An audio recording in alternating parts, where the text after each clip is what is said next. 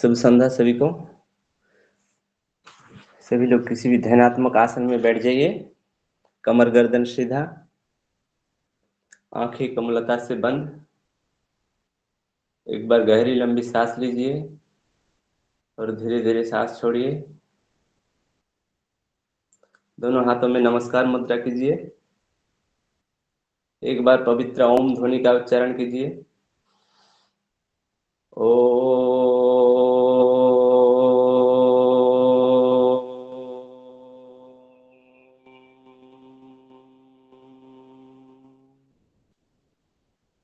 मेरे साथ प्रार्थना दोहराइए। योगेन चित्तस्य पदेन वाचा मलं शरीरस्य च वैद्यकेन योपाकरोत्तं प्रवरं मुनीनां पतञ्जलिं प्राञ्जलिरानतोऽस्मि। आबाहु पुरुषाकारं शङ्खचक्राशिधारिणं सहस्रं शिरसं श्वेतं प्रणमामि पतञ्जलिं। दोनों हथेलियों का घर्षण करें और अपने चेहरे पर धीरे धीरे लगाइए। आंखें खोलें। इससे पहले हम लोग हठ योग प्रतिपिका के बारे में थोड़ा देखे थे। तो आज इस ग्रंथ का पहला अध्याय या प्रथम उपदेश के बारे में पढ़ेंगे। तो हठ योग क्या है, आप लोग जानना चाहते थे कि हठ योग क्या है। विद्वानों का मानना है कि योग है मंत्र, लय, हठ, राज, ये सारे योग हैं। जो राज योग आप जाने हैं, राज योग ब्रह्मा जी ने सृष्टि का आदि पुरुष जो ब्रह्मा है, इसे राज पुरुष माना जाता है। इनसे जो योग उत्पन्न होता है यह है राज योग। और ब्रह्मा द्वारा उद्भूत जो राज योग के परंपरा को सुव्यवस्थित करने के लिए अवतार के रूप में जन्म लिए थे महर्षि पतंजलि ने। तो महर्षि पतंजलि ने राजयोग की परंपरा के प्रतिष्ठापन तथा उन्नयन के लिए उनके द्वारा जो रचित ग्रंथ है योग के लिए, जो ग्रंथ है योग सूत्र, ये हो गया ब्रह्मा। और विष्णु से जो उत्पन्न हुआ था, विष्णु यानी पालन करता, ब्रह्मा है सृष्टिकर्ता। ब्रह्मा विष्णु महेश्वर, ये तीनों देव का नाम आप लोग सुने हैं। तो विष्णु है पालन करता। विष्णु यानी समग्र वेदों के आदि प्रतीक है। ये जो वैदिक परंपरा के आदि प्रवर्तक भी है इन्होंने। और इनसे जो योग उत्पन्न हुआ है यह है वैदिक योग। विष्णु द्वारा उद्भूत वैदिक योग परंपरा को सुव्यवस्थित करने के लिए अवतार के रूप में पृथ्वी पर जन्म लिए थे भगवान श्री कृष्ण ने। वैदिक योग परंपरा प्रतिष्ठापन एवं निरंतरता के लिए श्री कृष्ण ने जो ग्रंथ लिखे, रचित सृष्टि ग्रंथ है क्या, श्रीमद् भगवद गीता। और महेश्वर यानी शिव या आदिनाथ, उनको कहते कि संहार करता शिव ने जो योग लिखे थे, यह तृतीय परंपरा, योग की तृतीय परंपरा के आदि प्रणेता भगवान शिव है।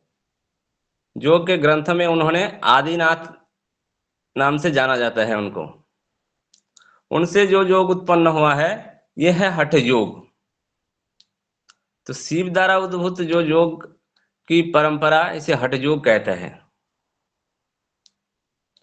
शिव के अवतार के रूप में आने वाले प्रवर्तक जो है पृथ्वी में गोरक्षनाथ, ठीक है। उन्होंने गोरक्षनाथ ने बहुत सारे ग्रंथ लिखे। क्या है, गोरक्ष शतक, योग बीज, गोरक्ष पद्धति, ये सब ग्रंथ लिखे हैं। तो हम अच्छा हठ योग के बारे में जाने। हठ योग क्या है, शिव से उत्पन्न हुआ जो योग हठ योग। ह शब्द से क्या द्योतित होता है, हकारः कीर्तितः सूर्यः। हकार से सूर्य को प्रतीत होता है। और ठकार चंद्र मुच्यते, ठकार से चंद्र जाना जाता है। हकार कीर्तितः सूर्यः ठकार चंद्रम उच्यते। सूर्य चंद्रम असयोर्योगात् हठ योग निगद्यते। सूर्य और चंद्र से मिलन से जो योग हुआ ये हठ योग कहते हैं। तो हठ योग के जो प्रमुख ग्रंथों में हठ योग प्रदीपिका ग्रंथ अन्यतम है। महर्षि स्वात्माराम ने विरचित हठ योग प्रदीपिका के आज हम लोग पहले उपदेश या प्रथम अध्याय के बारे में पढ़ेंगे। इसमें कितने श्लोक देखे थे पहले उपदेश में, कोई बताइए? 67। 67। तो आज मैं स्क्रीन प्रेजेंट करूंगा, मेरे पास पीपीटी है नहीं, मैं मूल श्लोक से पढ़ाऊंगा। तो इसके बाद नेक्स्ट क्लास में फिर पीपीटी से दिखाऊंगा हिंदी अर्थ। आज मूल श्लोक से ही दिखा रहा हूँ। सर ब्रह्मा का आपने सृष्टि के रचयिता बताया, विष्णु जी का क्या बताया आपने?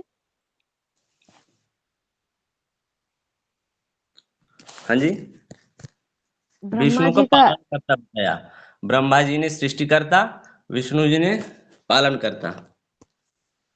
और महेश संहार। संहार करता। Okay sir, thank you. अभी स्क्रीन दिखाई दे रहा है? Yes sir. देख रहे हैं?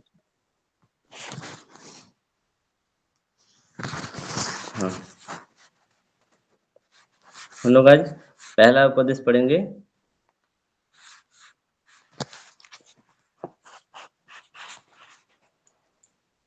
प्रथम उपदेश में कहते कि श्री आदिनाथायो नमस्तु तस्मै येनोपदिष्टा हठ योग विद्या। श्री आदिनाथ कौन है? भगवान शिव को नमस्कार करते हैं पहले। उन सर्वशक्तिमान आदिनाथ को नमस्कार है जिन्होंने जस्मै श्री आदिनाथाय नमस्तु तस्मै येनो उपदिष्टा हठ योग विद्या। उन सर्वशक्तिमान आदिनाथ को नमस्कार है जिन्होंने हठ योग विद्या की शिक्षा दी। येनो उपदिष्टा मतलब जिन्होंने शिक्षा दी, हठ योग विद्या की शिक्षा जिन्होंने दिए है। बिभ्राजते प्रोन्नत राजयोगम आरोहणु मिच्छो रोधिरहिणी व। जो राजयोग के उच्चतम शिखर पर चढ़ने की इच्छा रखने वाले अभ्यासियों के लिए सीढ़ी के समान आरोहणु मिच्छो रोधिरहिणी व। जैसे कि ऊपर उठने के लिए किसका जरूरत होता है? सीढ़ी के। ऐसे ही राजयोग को जानने वाले के लिए ये हठ योग क्या है? सीढ़ी के समान माना गया है।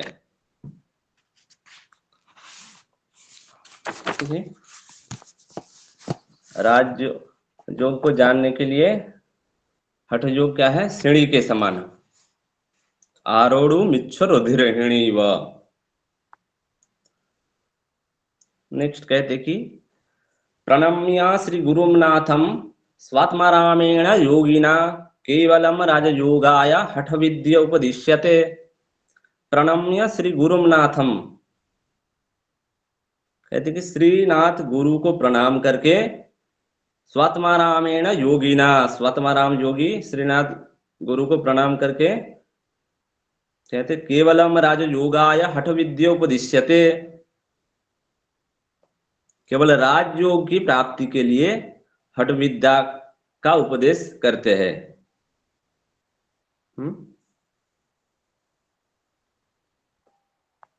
तृतीय श्लोक में कहते हैं भ्रांत्या बहुमत ध्वान्ते राजयोगमजानतम हठ प्रदीपिकां धत्वे स्वात्मारामः कृपाकरः। भ्रांत्या मतलब भ्रमित, भ्रांत्या बहुमत ध्वान्ते अनेक मतों के कारण भ्रमित, राजयोगम अजानतम, राजयोगम अजानतम जो राजयोग को नहीं जानते हैं, हठ प्रदीपिकां धत्वे स्वात्मारामः कृपाकरः। तो राजयोग को नहीं जानने वाले लोगों के लिए कृपाकरः मतलब कृपालु स्वात्मारामः, कृपालु स्वात्माराम हठ प्रदीपिका ग्रंथ प्रस्तुत करते हैं। किनके लिए?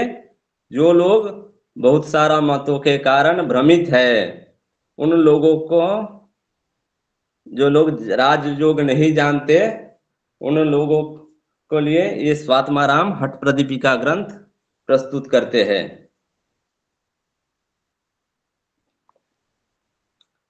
हठ विद्याम ही मत्स्येन्द्र गोरोक्षद्या विजानते स्वात्मारामो अथवा योगी जानीते तत्प्रसादतः। हठ विद्याम ही मत्स्येन्द्र, ये जो हठ विद्याम ही मत्स्येन्द्र गोरोक्षद्या विजानते। मत्स्येन्द्र गोरक्ष आदि जो योगी है, वो लोग क्या हठ विद्या को अच्छे से जानते थे, मर्मज्ञ थे हठ योग विद्या में। स्वात्मारामो अथवा योगी जानीते तत्प्रसादतः, तो उन लोगों का कृपा से योगी स्वात्माराम ने ये योग को जाने हैं। किन लोग को? जो मत्स्येन्द्र और गोरक्ष आदि हठ योग के मर्मज्ञ थे, और उन्हीं के कृपा से योगी स्वात्माराम ने इसे जाना है। समझ गए? पंचम श्लोक कहते हैं कि श्री आदिनाथ मत्स्येन्द्र, इसमें 33 सिद्ध हठ योगियों का वर्णन करते हैं स्वात्माराम। 33 जो सिद्ध योगी है उनके नाम देखिए, ये इंपॉर्टेंट है। श्री क्या क्या है? श्री आदिनाथ मत्स्येन्द्र सवरानंद भैरव चौरंगी मिन गोरक्ष विरूपाक्ष विलेशयः मंथानो भैरवो योगी सिद्धिर्बुद्धश्च कंथड़िः कुरंटकाः सुरानन्दः सिद्धः पादश्च चर्पटिः काणेरी पूज्यपादश्च नित्यनाथो निरञ्जनः कपालिबिन्दुनाथश्च काकचण्डीश्वराहयः अल्लामः प्रभुदेवश्च घोड़ाचोली च टिंटिनिः भानुकी नरदेवश्च खण्डः कपालिकस्तथा इत्यादयो महासिद्धा हठयोग प्रभावतः खण्डयित्वा कालदण्डं ब्रह्मांडे विचरन्ति ते। कौन कौन है 33 हठ योगियों ने? इनका नाम है श्री आदिनाथ। पहले कौन है? भगवान शिव या श्री आदिनाथ। इनके बाद है मत्स्येन्द्र, सवर, आनंद, भैरवा, आनंद भैरव, और है चौरंगी, मीणा, गोरक्ष, विरूपाक्ष, विलेशया। नेक्स्ट है मंथानो, मंथान, भैरव योगी, सिद्धि, बुद्ध, कंथड़ी, कोरंटक, सुरानंद, सिद्धिपाद, चरपटी, कानेरी, पूज्यपाद, नित्यनाथ, निरंजन, कपाली, बिंदुनाथ, काकचंडीश्वर, अल्याम, प्रभुदेव, घोड़ाचोली, टिंटिनी, भानुकी, नारदेव, खंड, कपालिक। ये 33 सिद्ध योगी है। इत्यादयो महासिद्धा, ये सब महान सिद्ध योगी ने क्या किया? हठ योग प्रभावतः, हठ योग के प्रभाव से, खंडयित्वा कालदंडम, मृत्यु सभी का निर्धारित है, लेकिन ये लोग क्या किए कि हठ योग के प्रभाव से मृत्यु को भी जय कर लिए है। खंडयित्वा कालदंडम ब्रह्मांडे विचरन्ति ते, तो अभी भी ये लोग ब्रह्मांड में ही विचरण कर रहे हैं। जितने सारे योगी देखे, 33 योग सिद्ध योगियों के नाम देखे, इनमें से मत्स्येन्द्र और गोरक्षों को छोड़कर अन्य सभी जो है, इन लोग के बारे में अच्छे से, इन लोग का परिचय अच्छे से नहीं प्राप्त होता है अभी तक। मत्स्येन्द्र, गोरक्ष और आदिनाथ, इनको ही लोग जानते हैं, और बाकियों के बारे में अच्छे से जानकारी नहीं मिलता। ये 33 हठ योगी है, सिद्ध हठ योगी। ये लोग मृत्यु को क्या हठ योग के प्रभाव से मृत्यु पर विजय पाकर ब्रह्मांड में विचरण करते हैं। 10वें श्लोक में कहते कि अशेष ताप तप्तानाम समाश्रय मठो हठः अशेष योग युक्तानाम आधारक मठो हठः। अशेष ताप तप्तानाम, अशेष मतलब न शेषः अशेषः, जिसका समाप्त नहीं है। अशेष ताप तप्त्यानाम मतलब सभी प्रकार दुखों से जो लोग पीड़ित है, बहुत सारा दुखों से जो लोग पीड़ित है, उन लोगों के लिए समाश्रय मठो हठः, उन लोगों के लिए ये हठ योग आश्रय रूप मठ है। जो लोग बहुत सारे दुखों से पीड़ित है, उन लोगों के लिए समाश्रय मठो हठः, यह हठ योग आश्रय रूप मठ है। अशेष योग युक्तानाम आधारक मठो हठः, और सभी प्रकार के जो योगाभ्यासी हैं उनके लिए हठ योग आधारभूत कछुआ के स्वरूप, कछुआ सदृश है। क्योंकि पुराण में कथा है कि मेरू पर्वत, जिसको देवताओं और असुरों ने समुद्र मंथन के समय मथनी बनाया था, तो उसमें कछुआ की पीठ पर रखा गया था उस मथनी को, तो जिसे साक्षात विष्णु का अवतार माना गया है। तो इसमें कहते हैं कि अशेष योग युक्तानाम आधारक मठो हठः, सभी प्रकार योगाभ्यासियों के लिए यह हठ योग क्या है, वैसा आधारभूत कच्छप है, कछुआ है। ठीक है, नेक्स्ट 11वां श्लोक है हठ विद्या परम गोप्या योगीना सिद्धिमिच्छता भवेद वीर्यवती गुप्ता निर्वीर्या तु प्रकाशिता। ये जो हठ विद्या है, हठ विद्या परम गोप्या, ये विद्या बहुत ही गोपनीय है। योगीना सिद्धिमिच्छता,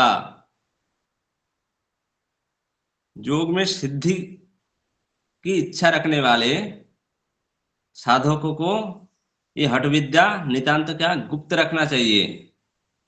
क्योंकि भवेद वीर्यवती गुप्ता निर्वीर्यातु प्रकाशिता, यदि इसे गुप्त रखने से क्या, उसको भवेद वीर्यवती गुप्ता, गुप्त रखने से ये वीर्यवानियां बलवान होते हैं। निर्वीर्यातु प्रकाशिता, यदि इसे प्रकाश करते तो क्या होता, शक्तिहीन हो जाते हैं।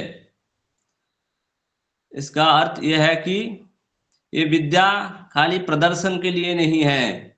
योग क्या है, योग न तो प्रदर्शनम, योग है स्वदर्शन, खुद को जानना है योग, इस प्रदर्शन के लिए योग नहीं है। तो ये विद्या जो है ये जिस किसी को भी नहीं देना चाहिए, जिसको इच्छा रखने वाले जो अच्छे शिष्य है उनको ही ये सिखाना चाहिए। नहीं तो ये क्या होता, भवेद वीर्यवती गुप्ता निर्वीर्यातु प्रकाशिता, इसको यदि दिखाने के लिए करते तो क्या होता, वीर्यहीन या शक्तिहीन हो जाते हैं। उसे गोपनीय रखने से वीर्यवान या बलवान होते हैं। फिर मठ निर्माण के बारे में बताते हैं कि मठ कैसे जगह में होना चाहिए। कहते कि सुराज्ये धार्मिके देशे सुभिक्षे निरुपद्रवे धनुः प्रमाण पर्यंतम शिलाग्नि जल वर्जिते एकांते मठिका मध्ये स्थातव्यम हठ योगिना।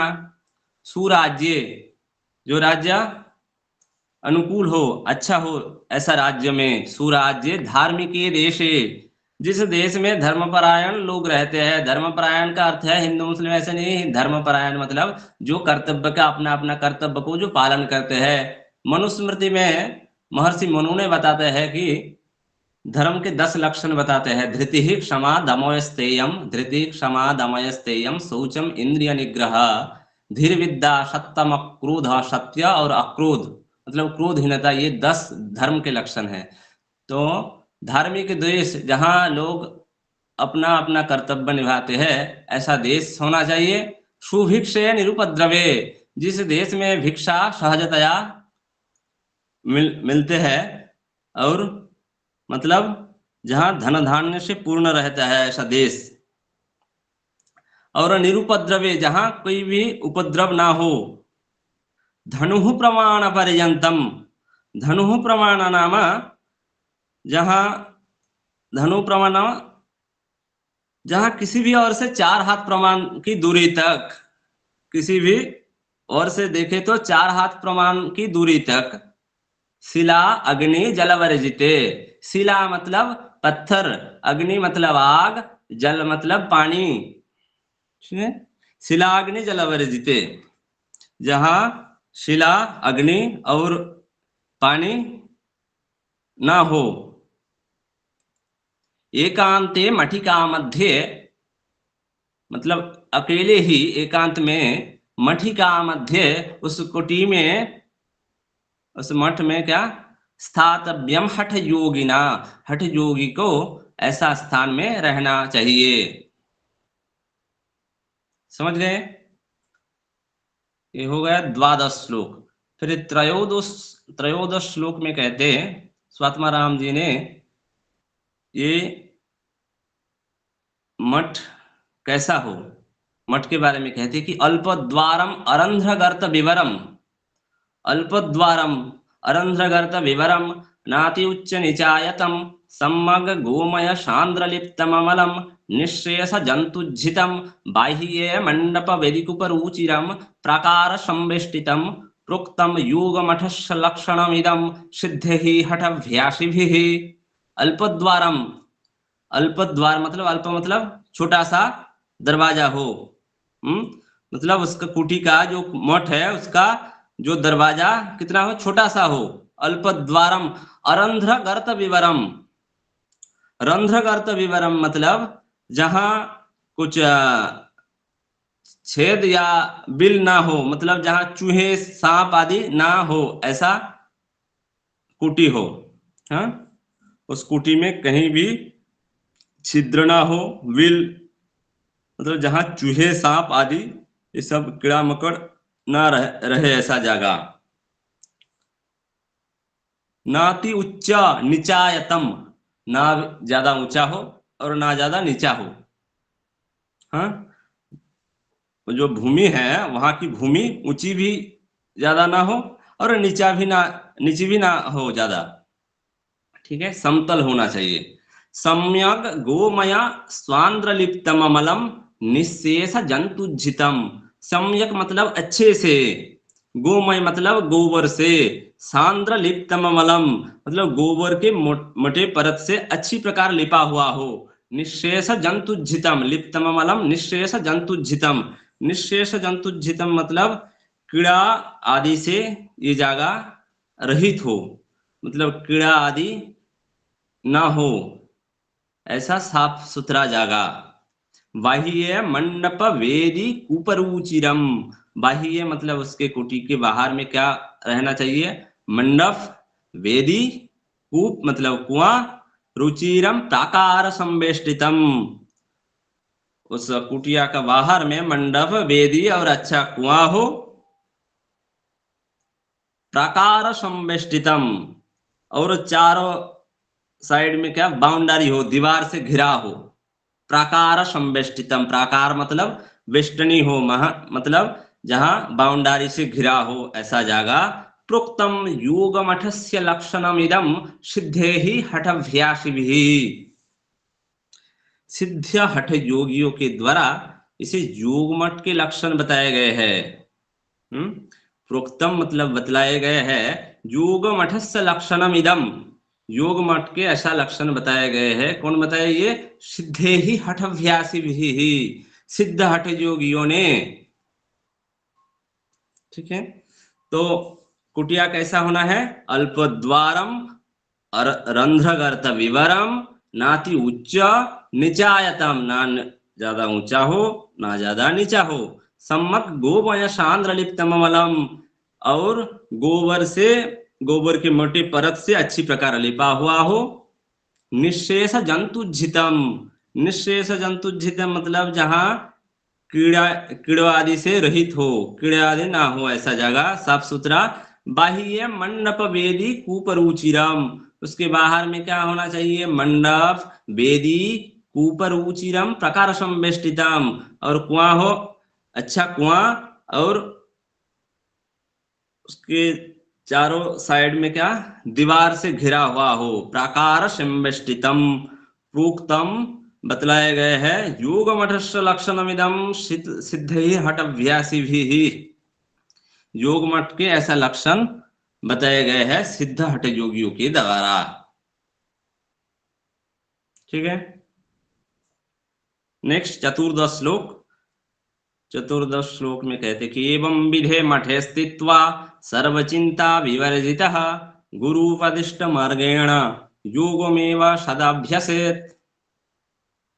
एवं विधे मठे स्थित्वा, ऐसा मठ में रहकर सर्वचिंता विवर्जितः, सभी प्रकार के जितने सारे चिंता है उस सभी से वर्जित होकर, रोहित होकर, विवर्जित मतलब रहित होकर, चिंता से रहित होकर, गुरुपदिष्ट मार्गेण योगमेव सदाभ्यसेत्, और क्या करना चाहिए? गुरु के उपदेश अनुसार ही योग के अभ्यास करना चाहिए। गुरुपदिष्ट मार्गेण योगमेव सदाभ्यसेत्।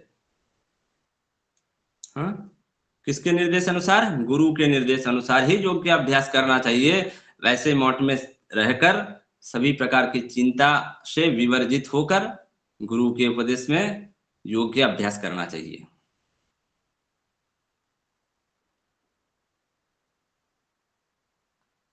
नेक्स्ट है कि बाधक तत्व, कौन सा तत्व योग में बाधा प्रदान करते हैं, मतलब विघ्न प्रदान करते हैं। जैसे कि योग सूत्र में आप लोग पढ़े हैं, व्याधिस्त्यान संशय प्रमाद आलस्य अविरति भ्रांति दर्शन, ये सब है ना। न योग के अंतराय दिखे है, उप अंतराय भी दिखे है। तो इसमें बताते हैं कि बाधक तत्व 6 बताते हैं। क्या क्या है? स्वतमराम जी ने बताते हैं कि अत्याहारः, अत्याहारः प्रयासश्च, देखिए 6 बाधक तत्व। अत्याहारः प्रयासश्च प्रजल्पो नियमाग्रहः जनसंगश्च लौल्यं च षड्भिर्योग विनश्यति। अत्याहार मतलब ज्यादा खाना, आहार मतलब क्या? आह्रियते इति आहारः, जिसे ग्रहण किया जाता है उसे आहार कहते हैं। तो यहाँ अत्याहार नहीं करना चाहिए, आहार पर्याप्त आहार लेना चाहिए, अति आहार नहीं करना चाहिए, मिताहार करना चाहिए। इसमें कहते कि ये बाधक तत्व है अत्याहार, बाधक तत्व है अत्याहार। प्रयासश्च ज्यादा परिश्रम करना, अत्याहार प्रयासश्च प्रजल्पो, प्रजल्पो मतलब ज्यादा बोलना। अत्याहार प्रयास प्रजल्पो नियमाग्रह, नियमाग्रह मतलब नियम पालन में आग्रह रखना। नियम पालन में व्रत आदि, जो धार्मिक उपवास आदि, ये सब करने से क्या होता है? उपवास करने से शरीर क्षीण हो जाता है। तो ये सब अभ्यास नियम पालन करने से साधक दुर्बल हो जाते हैं। तो जैसे कि व्रत आदि में उपवास आदि यदि करेंगे साधक, तो ऐसा धर्म पालन करेंगे तो जब दुर्बल हो जाएंगे ऐसा आसन वगैरह नहीं कर पाएंगे। तो इसलिए नियमाग्रह, नियम पालन में आग्रह नहीं रखना चाहिए साधकों को। जो योग साधक है उनको वो नियम पालन करना चाहिए। क्या योग में पढ़े हैं ना, योग सूत्र में क्या क्या नियम पढ़े हैं? जानते कोई? यम नियम पढ़े, उसमें नियम क्या सर? तपस संतोष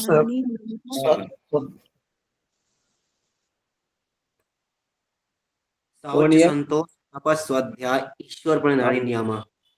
शौच संतस तपस्वाध्याय ईश्वर प्रणिधानानि नियमाः, यह महर्षि पतंजलि ने बताते। यह है योग के वो नियम। इसमें भी नियम बताया गया है 10, वो बाद में देखेंगे। लेकिन ये कह रहे हैं कि नियमाग्रह, नियम पालन में आग्रह नहीं रखना चाहिए। नियम पालन में आग्रह भी बाधक तत्व है। नियम पालन में आग्रह मतलब जो धार्मिक व्रत उपवास आदि वो नियम के बारे में इसमें बताया गया है। इसमें आग्रह नहीं रखना चाहिए, ये है बाधक सर तत्व। समझ नहीं आया ये क्या है, मतलब नियमाग्रह मतलब अधिक ज्यादा नियम नहीं करने चाहिए, ये क्या? नियम आग्रह मतलब नियम पालन में आग्रह, जैसे कि व्रत उपवास ये सब धर्म में, बहुत सारे धर्म में बहुत सारे के नियम है ना। तो जैसे कि उपवास आदि ऐसे नियम यदि पालन करेंगे साधक, तो उपवास से क्या होता है, शरीर क्षीण हो जाता है। कहते कि आहार कैसा लेना है, आहार मिताहार लेने के लिए इसमें कहा गया है साधक को कभी उपवास नहीं रहना चाहिए। आयुर्वेद शास्त्र में कहा गया है कि लंघनम परम औषधम, लंघन तो परम औषध है, मतलब उपवास परम औषध है, लेकिन साधक को लिए उपवास नहीं करना चाहिए। उपवास से क्या, उसमें शरीर क्षीण हो जाता है। शरीर क्षीण यदि हो जाएंगे, यदि आप उपवास करेंगे तो आसन वगैरह कर पाएंगे क्या? वो वाला नियम नहीं पालन, नियम पालन में ज्यादा आग्रह नहीं रखना चाहिए। जी सर इसमें समझ आ गया। ये जो नियम बताया गया है, ये योग के नियम पालन कीजिए। और जो धर्म के, वहाँ बहुत सारे धर्म में जो सारे नियम हैं उनको पालन में आग्रह नहीं रख, जो योग साधक है वो तो साधारण व्यक्ति के लिए वो नियम है, योग साधक के लिए योग के नियम पालन करना चाहिए। फिर है जनसंगश्च लौल्यम च षडभिर योग विनश्यति। जनसंग मतलब अधिक लोग से संपर्क करना, ज्यादा लोग से मिलना नहीं है। ज्यादा लोग से मिलना भी क्या, एक बाधा डालते हैं योग में। जनसंगश्च लौल्यम च, लौल्य मतलब जो चित्त की चंचलता है। चित्त सभी समय चंचल होता है ना। चंचलम ही, गीता में भगवान श्री कृष्ण ने बताता है कि चंचलम ही मन कृष्ण प्रमाथि बलवद्दृढ़म तस्याहम निग्रहम मन्य वायुरेव सुदुष्करम। ये मन जो है ये सभी समय चंचल होते हैं, ये वायु जैसे सुदुष्कर है इसको निग्रह करना। लेकिन योग से इसे, महर्षि पतंजलि ने योग सूत्र के द्वितीय सूत्र में क्या बताता है, योग चित्त वृत्ति निरोध। योग क्या है, चित्त वृत्तियों को निरोध करने का उपाय है। तो इसमें जो मन की चंचलता वे योग में बाधा प्रदान करते हैं। ठीक है। उत्साह साहस कहा गए, अत्ताहार प्रयासश्च प्रजल्पो नियमाग्रह जनसंगश्च लौल्यम च, लौल्य मतलब मन की चंचलता। षडभिर योग विनश्यति, षड मतलब ये छह, योग विनश्यति योग को नाश करने वाले है। तो बाधक तत्व क्या क्या बताया, अत्ताहार ज्यादा भोजन, प्रयासश्च मतलब ज्यादा परिश्रम करना, प्रजल्पो मतलब ज्यादा बोलना, नियमाग्रह मतलब नियम पालन में ज्यादा आग्रह रखना, जनसंगश्च ज्यादा लोगों से संपर्क करना, लौल्यम च मन की चंचलता, षडभिर योग विनश्यति ये योग को नाश करने वाला तत्व है, ये बाधक तत्व। समझ गए? आज ये 15 श्लोक ही है। ठीक है, मैं अभी, आप लोग किसी को कुछ डाउट है?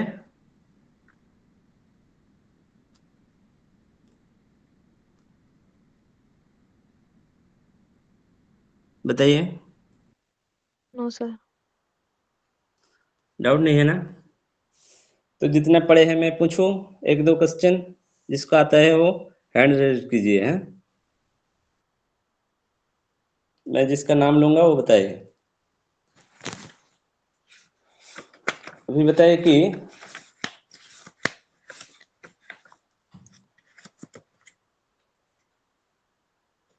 स्वात्माराम जी ने पहले किसे नमन करते हैं?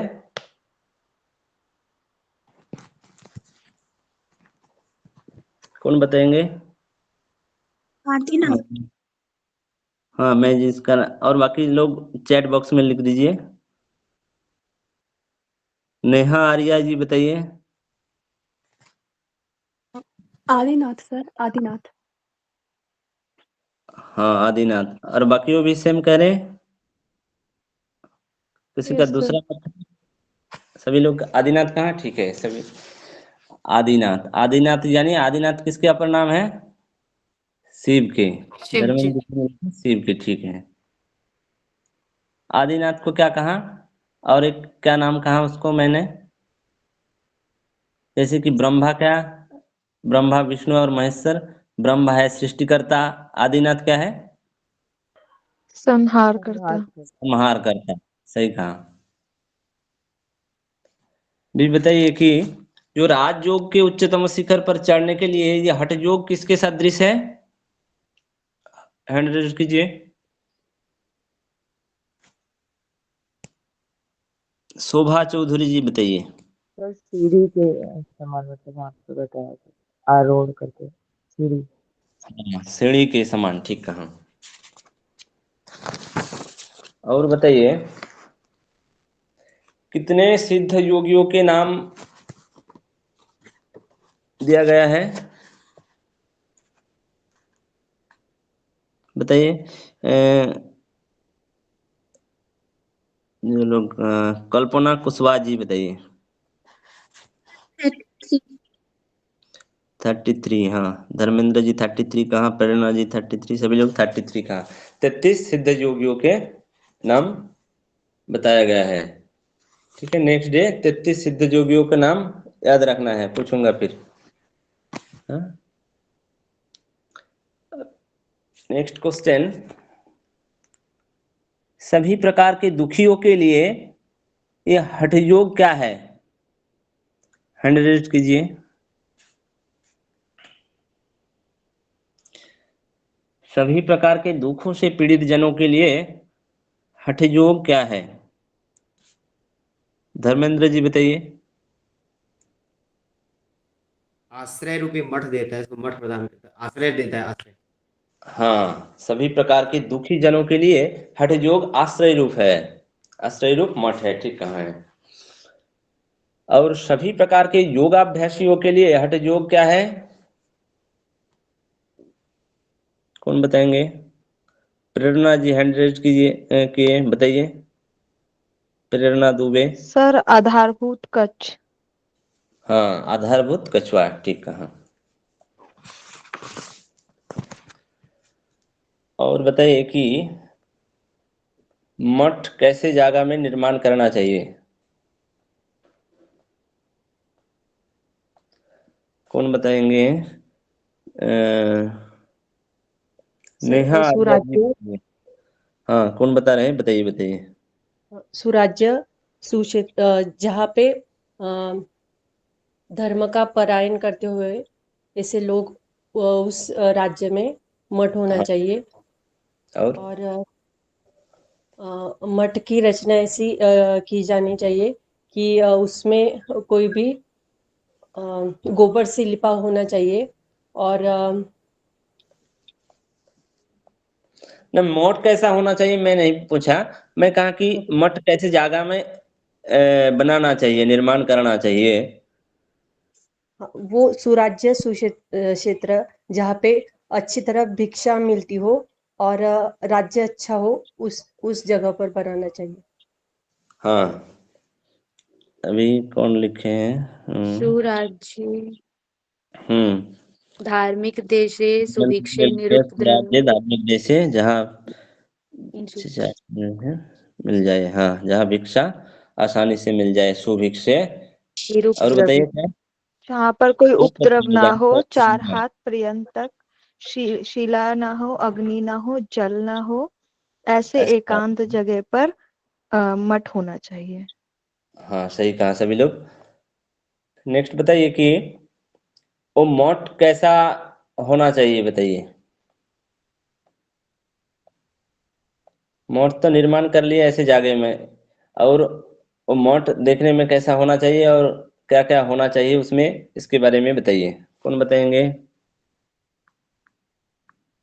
सर छोटा दरवाजा होना चाहिए और उसमें कोई छेद भेद नहीं होना चाहिए, जिससे कि चूहे या कोई भी सांप कीड़े ना घुस पाए। और जो जमीन है वो ऊंची नीची नहीं होनी चाहिए, मतलब समतल होनी चाहिए।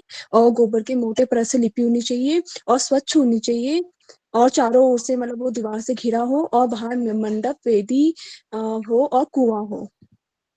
हाँ, बहुत अच्छा बताए हैं, धर्मेंद्र जी ने मेरे इसमें चैट बॉक्स में लिख दिया है।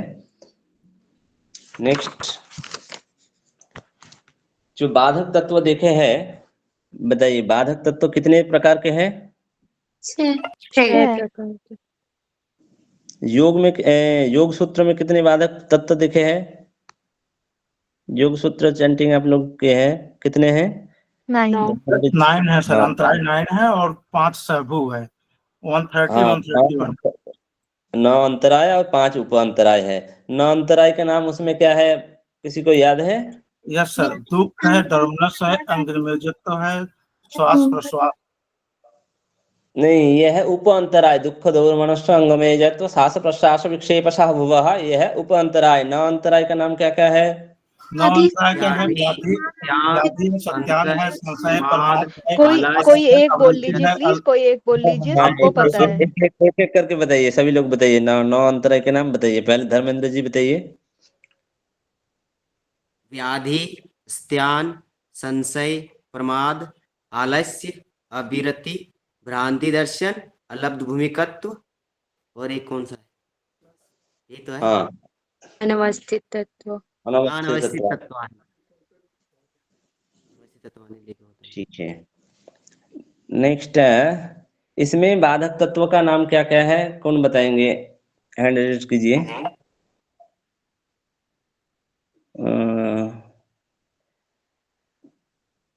हिमांशी शर्मा जी बताइए। हाँ जी सर। अत्याहार, प्रयास, प्रजल्पो, नियमग्रह, जनसंघर्ष, लौल्यम, ये 6 हैं जो हमारे बाधक तत्व हैं। हाँ, धर्मेंद्र जी भी एक बार बता दीजिए। अत्याहार, प्रयास, प्रजल्प, नियमाग्रह, और कौन सा? अत्याहार, प्रयास, प्रजल्प, नियमाग्रह, लौल्य और जनसंघ करना। पहले जनसंघ और लौल्य, इसको क्रम भी याद रखना है। जनसंघ और लौल्य। भूमिका जी बता सकते हैं? Yes sir. बताइए। अत्याहार, और सर। प्रेरणा जी बताइए। Yes sir.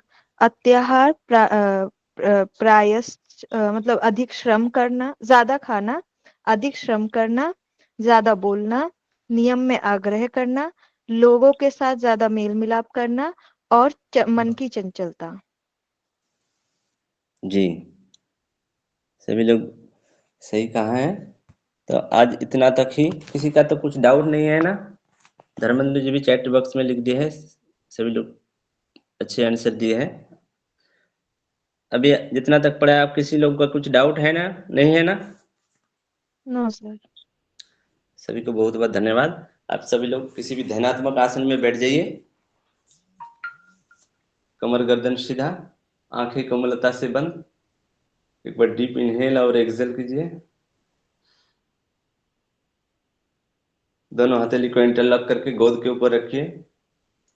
एक बार पवित्र ओम ध्वनि का उच्चारण कीजिए। ओ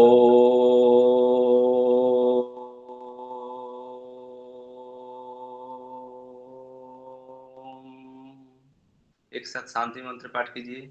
सर्वे भवन्तु सुखिनः, सर्वे सन्तु निरामया, सर्वे भद्राणि पश्यन्तु, मा कश्चित् दुःखभाग् भवेत्।